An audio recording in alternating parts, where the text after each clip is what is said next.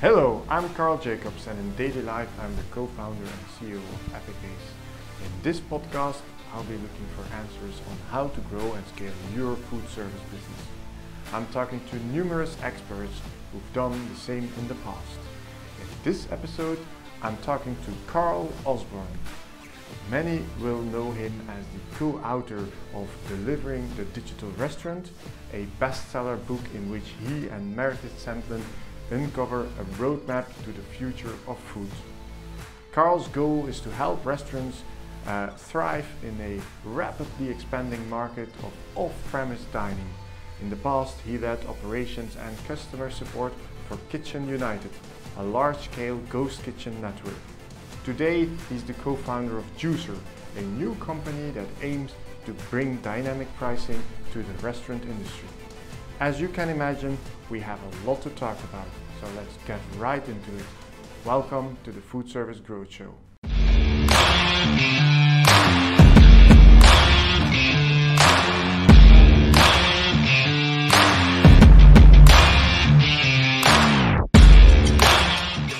Hello, Carl. Thank you for joining the podcast. It's great to have you. It's great to be here, Carl. And as we were just discussing beforehand, it's great to be having a podcast with another Carl. Yes, it's quite a unique opportunity, I would say. So, as you said, it's about time. Anyway, thank you for joining. And maybe for the audience, could you quickly introduce yourself and tell a bit about what you did in the past? Yes, great to be here. Thanks for having me on. So Carl Orsbourn, I'm a Brit originally. I now live over in California. My history actually is largely in the C-store space, Carl. I spent 18 years with BP, the big oil and gas company, of which 15 years was spent in C-stores, gas stations, and managing that particular business environment. And that culminated in me running a 1,000 gas station business over here on the west coast of the US up until about 2018. And then I got to a stage of my career where I was reflecting on the future. I was thinking, okay, I've achieved a lot of my short-term objectives here. And I was at the age of 40, and I thought back to a particular point of my MBA where they brought in this philosopher, and they said, whatever you do with your life, given the fact you've had this wonderful education, whatever you do, try and do something that can make a difference. And I thought, well, I've always wanted to get into the startup scene. And so at that point, I pivoted my career into ghost kitchens. I met up with a mutual friend of mine who had recently left Yum Brands, who had gone to work at a company called Kitchen United, which is one of the leading ghost kitchen companies over here in the US. And at that point, I was really just interested in the transition from that person's departure from a huge organization into a startup. But then I started to learn about ghost kitchens, and I thought, wow, not only is that quite a fun and fancy name, why don't you tell me a little bit more about it? And the more I learned, the more I was intrigued. And eventually that led into me running operations and customer success for that business. And really it was there where I saw just the amount of transition that the restaurant industry was having to go through. Even those that had the foresight to get involved in ghost kitchens, and of course this was all pre-pandemic, Carl. So in that sense, it was great to be able to see that challenge, the excitement, but also just a lot of the confusion that existed as well. And so when I departed Kitchen United alongside the aforementioned lady that introduced me to Kitchen United, we decided to write a book. And the book was written largely out of a need state for us to be able to help each of the restaurant groups that was there. You go, you're holding it up, delivering the digital restaurant. And we wrote the book largely to help restaurants understand why they should be excited about digitization, why they should be excited about off-premise and its potential. And of course, the outline was all set up and ready way before the actual pandemic actually happened. And then the pandemic hit, and we were just getting the point where we were about to start writing, and we thought, wow, we've got to get this book out ASAP. And so the book came out on Kindle version in July of last year. October was the hardcover. I recorded the audio book, and that came out in January of this year. And it's gone on to become a bestseller in a number of countries around the world. It's won a few awards, and it's really set out to do what we intended, which is to try and help the restaurant industry look from a very impartial angle upon everything to do with digitization, everything to do with off-premise. We spoke to over 100 executives on technology and restaurant companies and got their perspectives and tried to tell the story. And so that has then led to a number of other things. So I now sit on the board of a restaurant group in Saudi Arabia by the name of AlphaCo, helping them with their digitization agenda. And also my fellow co-founders for Juicer, where is it, up here on my side, they actually read the book. They were coming in from the hospitality travel sector. And eventually we hit it off, and we're now running a company that's helping restaurants with dynamic pricing. Much like you see in airlines, much like you see in hotels, we think that can work for restaurants as well. And so we're at the starting point of a business and trying to help restaurants look at pricing and building that competence up, which of course, again, is helped through the advent of digitalization. Great, thank you very much for that introduction. You're touching upon quite a few topics that I wanted to go a little bit deeper in, but let me quickly start with an opening question. And you mentioned, you became interested in what is a ghost kitchen, and of course we are also working a lot with ghost kitchens. But what I've learned over the past few years is that ghost kitchen is a container kind of word. Can you, from your perspective, tell us a little bit about, what is a ghost kitchen? Where is the difference with host kitchens and all of these new trends? And what makes it such a specific and interesting business to be in? Yes, I'm glad you raised that question because a lot of people get confused. There's terms like dark kitchen out there as well that often gets used, cloud kitchen that gets used. For all intents and purposes, imagine a restaurant without any tables and chairs in the front of house. It's a purpose-built location that is helping restaurants service the off-premise community, the community that is having food for either delivery or pickup or carry out or take out, depending on where you are in the world, different terminologies. And for that reason, it's helping restaurants expand in a way that they haven't been able to perhaps do in the past, because typically restaurants have had to expand through a brick and mortar enterprise, which of course takes time, takes a lot of capital intensity. And now ghost kitchens are being developed to help restaurants be able to have a presence which allows them to deliver to perhaps a new group of customers in an area where they don't currently have a brick and mortar enterprise. So in that sense, it's helping grow the off-premise reach of restaurant brands. There are lots of different types of ghost kitchen providers out there. I'll tell you about the new book a little bit later, but we go into that in a little bit of detail because in many ways, having just one term to capture all the different models is not necessarily fair. For example, my old company, Kitchen United, when we started out, we didn't touch the food at all. We were just a landlord for all intents and purposes. But there are other ghost kitchen companies that take on the entirety of cooking the food. There are other ghost kitchen companies that actually develop virtual brands and actually license those out. So there are a variety of different options that are existing. I think, quite honestly, Carl, there are a lot of models that are still trying to find their sweet spot, to find which actually drives the right level of profitability based on the expectations of the business. So there's a lot of things emerging in this space, a lot of exciting things, but it's definitely in the center of the off-premise world. Yeah. That brings me actually to a follow-up question, and you touched on it briefly, but from your perspective, what does a business like that, let's call it the ghost kitchen in general, and what are the different kind of business models, and how do you get a business like that profitable? Because in the end, that's all about it. And we know that, of course, there is a lot of businesses that get a lot of investment money and money to burn in order to get it growing. But in the end, everybody needs to be profitable, especially in these times. So how does a business like that get profitable? Oh, big question. We could spend the rest of the podcast talking about that one. I think there's a number of ways to look at this. First of all, it's about thinking about the restaurant partner that the ghost kitchen is working with. And I think that is something that a lot of ghost kitchens perhaps made a misstep on early on, in the sense that look at the appeal of what a ghost kitchen offer is actually offering restaurants. It's saying you can grow your business in a very capital light way, and actually, it should be a very quick transition for you to be able to do that. It sounds very attractive, particularly to the smaller independent restaurant who perhaps doesn't have the means to be able to expand at the rate that some of the giants out there do. But here's the problem. The problem is around when you don't have a front of house, when you don't have a brand on the door, when you don't have a presence in a market, you have to grow that brand. You have to be able to have a certain level of digital marketing competence to be able to drive the necessary attention on the online airwaves, if you will, to be able to attract people's attention. And part of the challenge here is that a lot of restaurants, quite honestly, some of the even larger restaurant groups really struggle with digital marketing. The role of a CMO 10 years ago to the role of a modern restaurant CMO today is very, very different. And I think ghost kitchens sometimes get a bad rap because there are restaurants that go into a ghost kitchen, fail because they don't get a sufficient amount of revenue, and therefore churn out of that particular ghost kitchen.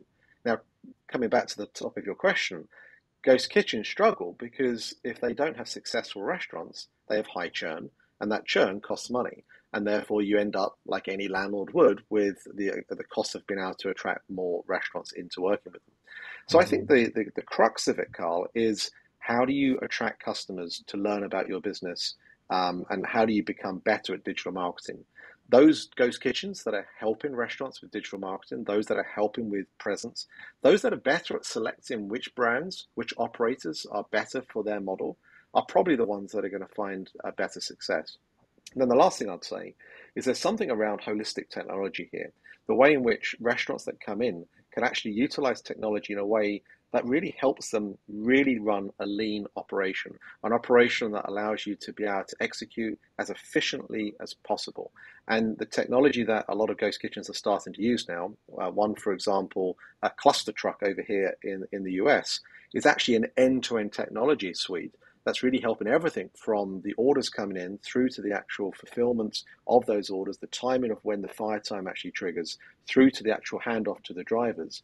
And that holistic technology suite, I think, is particularly interesting because it does not only help run an efficient operation, but it also helps make sure the customer, the end guest, gets their food as fast as possible. Because I would argue, food coming out of a ghost kitchen, given the fact that ghost kitchens have been designed for off-premise success, should be the best form of food to have delivered. Maybe they are, maybe they are not today, but I think that's the challenge that any ghost kitchen operator needs to consider. I think you quickly mentioned the CMO kind of part. Let's say the marketing part is extremely important. This means, of course, you cannot attract your customers through passage in the street. So you need to go and fetch them online. Of course, you have quite some platforms like Takeaway and Just Eat and Deliveroo and all of these. But what is a digital restaurant? And because they become, you could argue, not anymore, let's say, a restaurant in the traditional way, they are digital restaurants. What is a digital restaurant exactly? I get this question a lot because, when you write a book called Delivering the Digital Restaurant, people ask you, well, what is a digital restaurant? I put it very simply, and it might be a little cryptic, but it's about being wherever your customers are. A digital restaurant is about being wherever your customers are. Carl, do you know how many hours a day the average customer spends on their phone? The numbers I have, about 6 hours. 6 hours. And so for that reason, and I'm sure we know people in our lives, maybe the younger ones, spend even longer, right? So when you think of that, that tells you where are your customers? Well, your customers are there on that cell phone. And if your restaurant isn't there with them while they're on that cell phone, then you're missing out on a potential option to sell something to them. It's quite honestly the same reason why a lot of customers are intrigued, or restaurants are intrigued, by the metaverse these days, because that again is turning into potentially another environment where people see people to be hanging out and spending time. And so a digital restaurant is where your customers are. And that therefore means it's not just about off-premise transactions. A digital restaurant is also about customers that are live there in the restaurant themselves. But how you can use the technology to help them interact with your restaurant, how you can build a digital dialogue with them on an ongoing basis, how you can use technology and communications in a way to be able to drive the repeat rate and to be able to make them feel like they have an affiliation, almost a community of sorts, with the restaurants that they like. That is what I think a digital restaurant is. All right. one of the topics that you discuss in your book is also, if I'm not mistaken, no, sorry, I am mistaken. I have a question that is not about your book, but it's about the fact that you come from the UK and you live in the United States at the moment. It is about the differences and the similarities between those two markets, because I think, of course, you have probably the most experience in the United States, but during your research, have you noticed any big differences and or similarities between, let's say, the European and the American markets in terms of restaurant chains and ghost kitchens? Yes. Well, there's a chapter in the book which is called The Maturity of Markets. And in many ways, I'm sure you reflect on this yourself and across numerous verticals, is that the US is often put out there as the leading force, the innovator that's driving things forwards.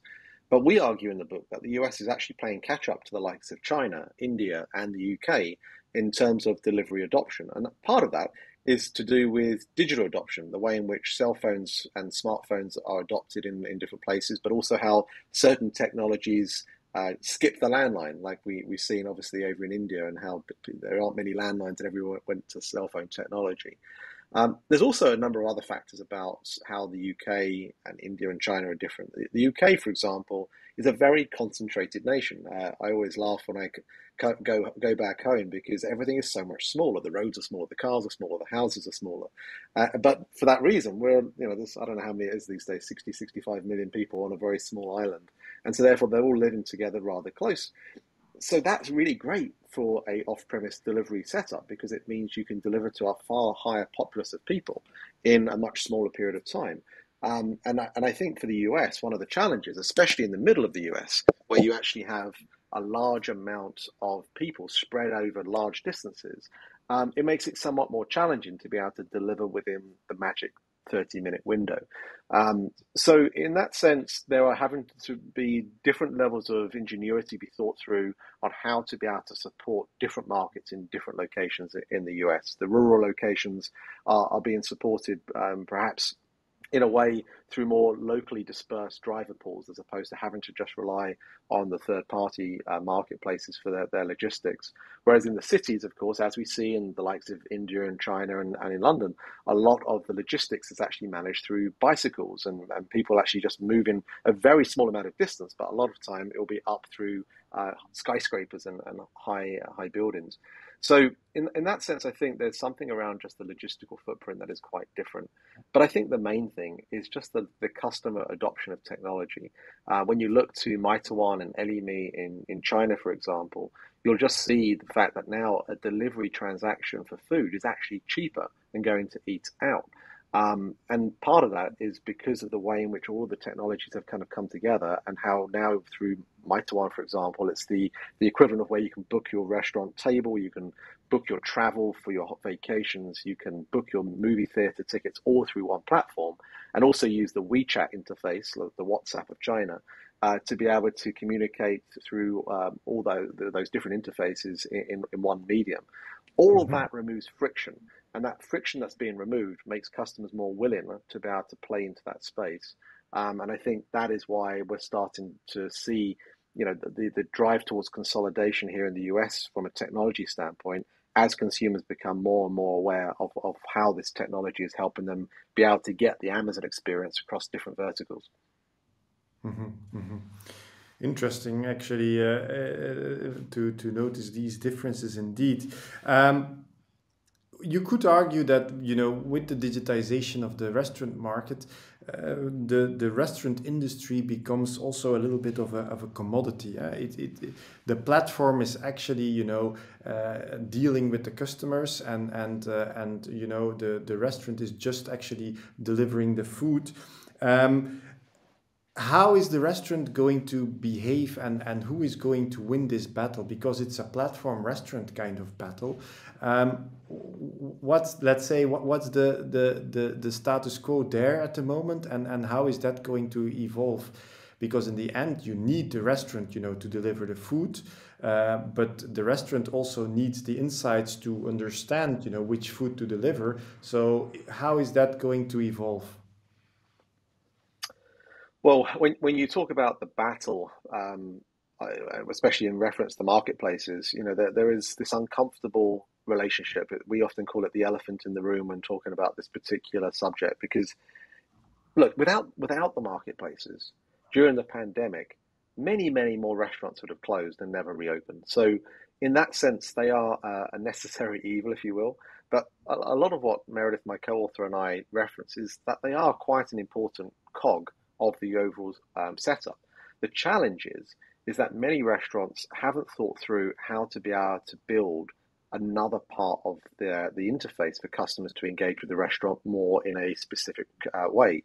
And what I'm talking about here, of course, is first party ordering, the ability for a customer to go to the restaurant direct and to be able to get an experience that is as good, if not better, than what you might get through a marketplace.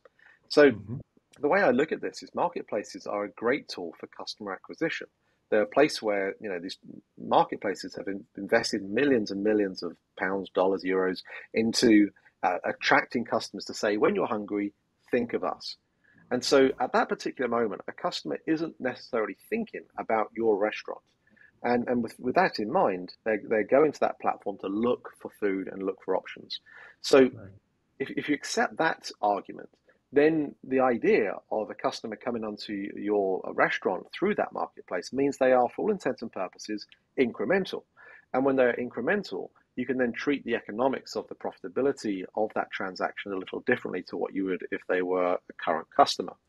Mhm. And for that reason, the rent of your restaurant, the labor that you had in place, all of those costs would have been paid out anyway. And that makes the profitability a little bit more acceptable to handle.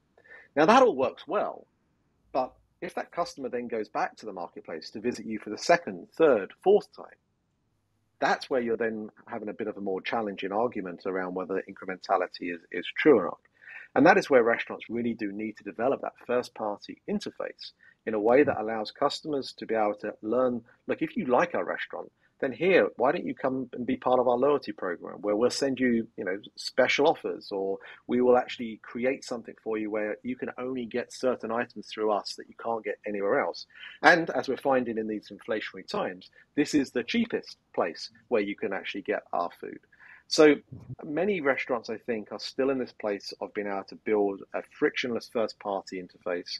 And then it's about how do you actually tell your guests that are perhaps finding out about you for the first time through a third party marketplace about this first party platform. And that's about, using the bags, the packaging, making sure that you think about how every touch point within your brick and mortar restaurants also talks about this first party interface. Because don't forget, this first party interface could be used for on premise transactions as well. Because today's modern guest is an omni-channel guest. And what does that mean? That means that a guest, yes, might get food delivered to their home on a Monday night, but date night on Friday night may be with actually at your restaurant. And there's no reason why that first party channel shouldn't be able to accommodate both occasions.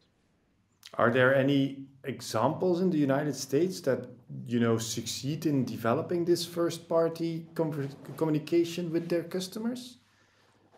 Yes, there are several. I always advocate for what Chipotle have done. Chipotle, of course, is a fast casual Mexican concept over here, and they've done some amazing things of being able to tell the customers as you walk in through the door. The packaging itself has representation to the first party channel. They Mhm. also allow customers that are perhaps coming in to be able to order and pick up through the on-premise occasion. And then they have developed these amazing Chipotle locations, which are a drive-through for all intents and purposes, Carl, but you don't actually stop to order the food. Everything is done through the first-party interface, and you drive up to a window, and the food is passed through because of a geofence tag, so that they know it's you, and therefore they can pass the order through to you. It's quite amazing. And so, again, can you get a Chipotle type experience through a DoorDash or Uber Eats? No, you cannot. You can only get it through the first-party channel. Mhm, mhm. Interesting. Let me move into another area, and that's the convenience area. Delivery is a type of convenience. People are requesting this more and more, and also retail is getting into that convenience area. And how will supermarkets break into the delivery market, and will supermarkets play a role in the ghost kitchen area, or is this something that is separate, and they will probably lose out on let's say the bigger brands, or how do you see that combination? Because both Great have question. yeah? Yeah, no, absolutely.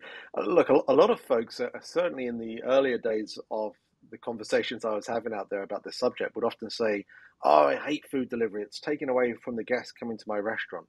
And I would say, "No, no, you're absolutely wrong. Like, if someone wants to go out and eat out, they would go and eat out.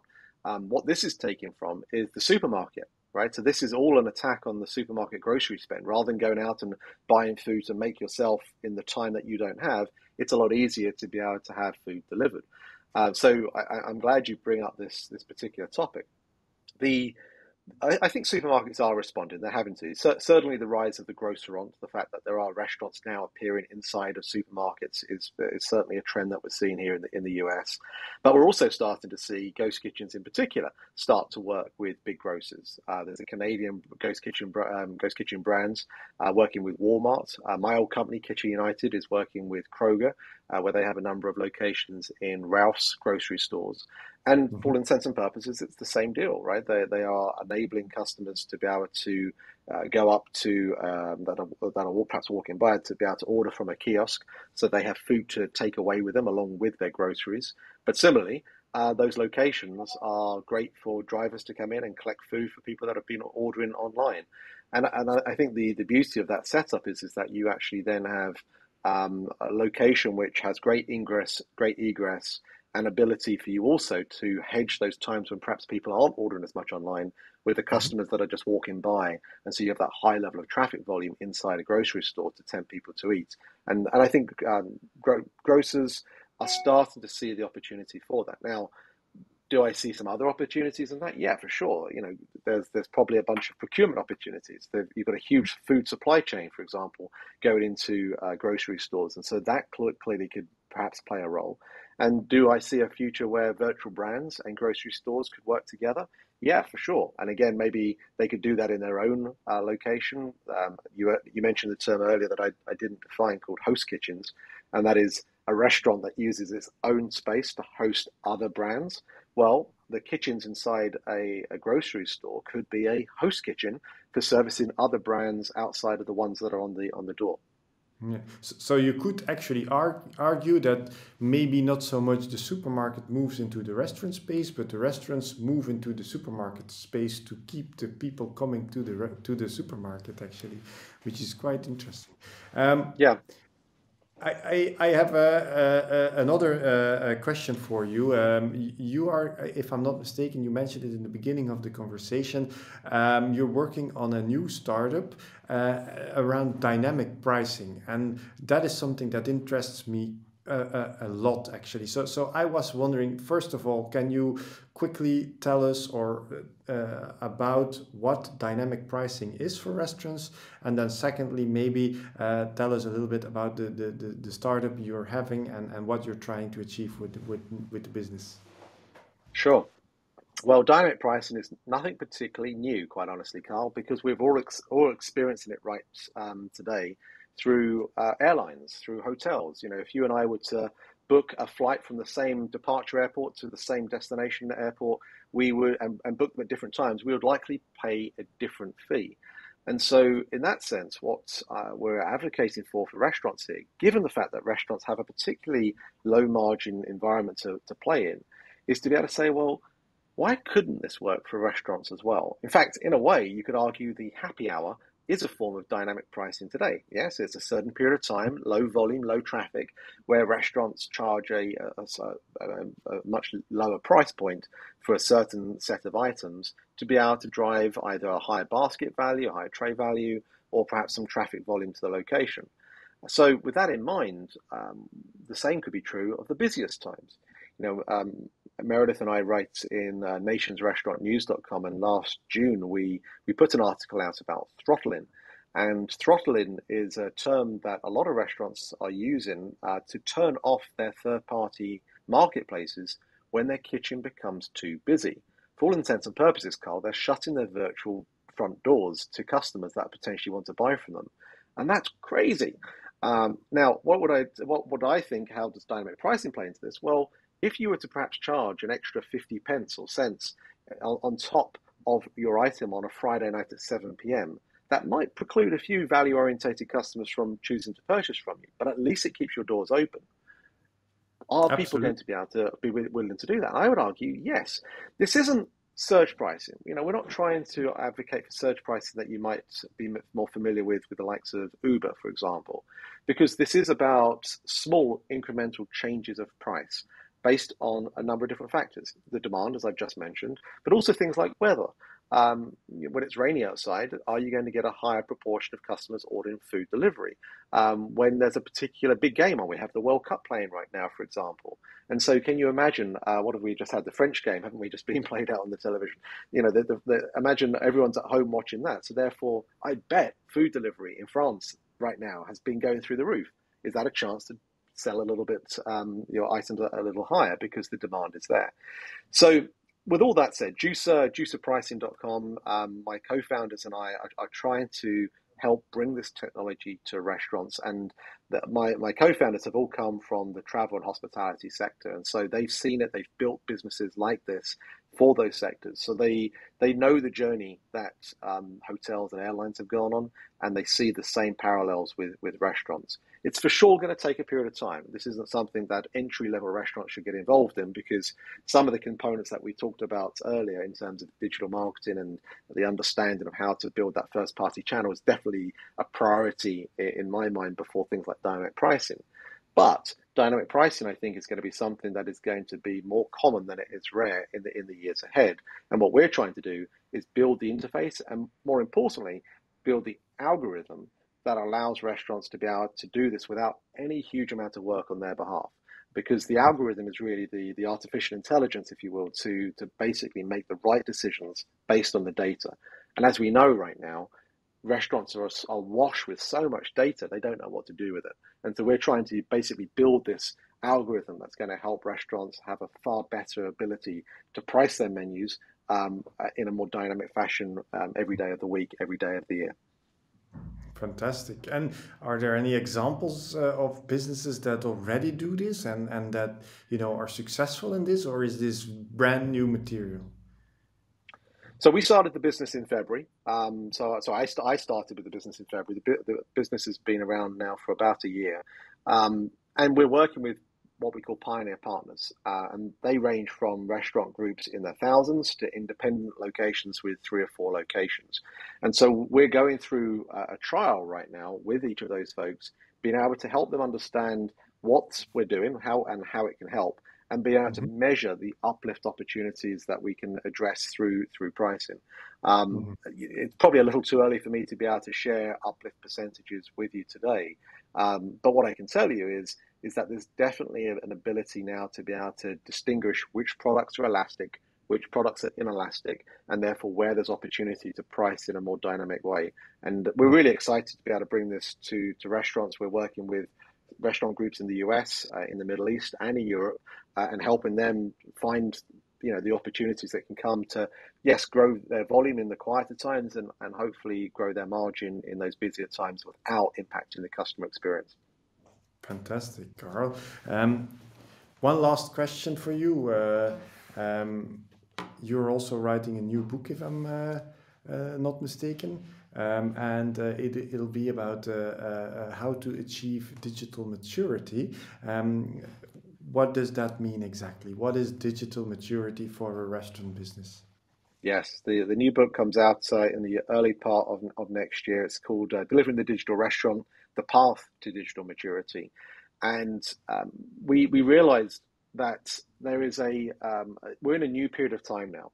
With the pandemic in our rearview mirror, restaurants can now almost settle and think of their technology roadmap in a way that they perhaps couldn't do during the midst of the pandemic.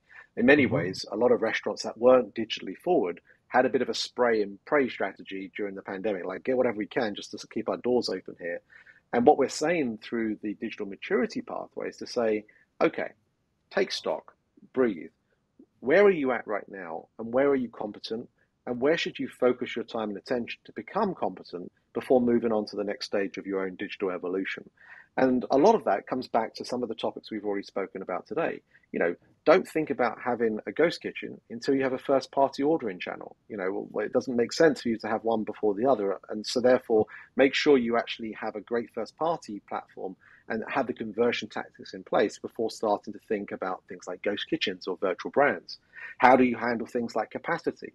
The challenges I've been mentioning about throttling, in the sense of now you've got to be able to develop an operation that can accommodate a huge amount of extra orders, because once you do nail digital marketing, once you do nail all these additional platforms and the channels for how consumers are going to engage with you, more orders are going to come.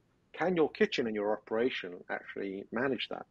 And so we set out in more of a playbook fashion. It's not the intellectual work that perhaps the first book was. It's more of a playbook to help restaurants in a very tangible way think about each of these steps. Some of the tactics that we've heard about, learned about through our networks over the course of the last couple of years. And really it's there to help restaurants find their place and build their path along the path to digital maturity at the pace that their own capacity can handle.